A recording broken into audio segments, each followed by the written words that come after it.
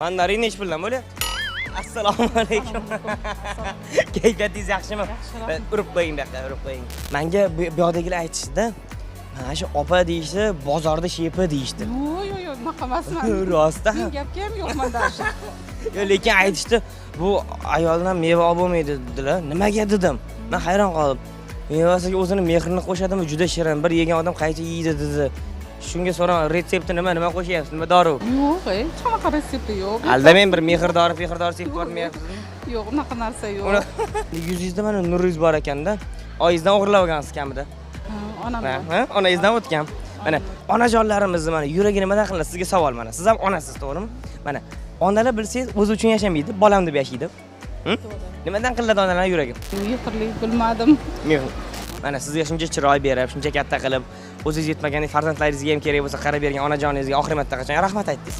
Yaxshi ko'ramasiz. Yo'q, unaqa deb aytmadim. Ha, nima deb aytmadingiz? Aytmadim. Onam shu yerda savdo qiladi. Birga savdo qilamiz. Qayerdalar? Mana shu yerdalar, ona.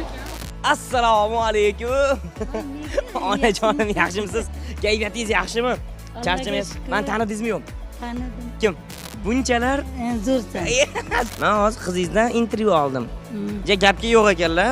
Bizchi gap o'rgatmaganmiz, ish o'rgatganmiz. Hozir opa bu yoqqa keling. Bu yoqqa keling. Onajoningiz uchun. Mana hozir sizga ichlardagi rahmatlarini aytib, keyin yaxshi ko'rasiz, quchoqlab qo'ymoqchilar. Qizingiz. Qani, marhamat, eshiting. Onam meni shunday katta qilganlari uchun. Aha. Shu yerda mana shunday yurganlarim uchun onamga men rahmat deyman. Onam juda yaxshi ko'raman. Meni onamdek ona dunyoda yo'q. Yuring aylanamiz olib beray so'rmonlardan. Xursandmisiz? Rahmat. Mana shunday farzandingiz borligidan siz faxrlanasizmi? Faxrlanaman. Duodamisiz? Duodaman. Salomat bo'ling. Rahmat. Bunchalar zo'rsan.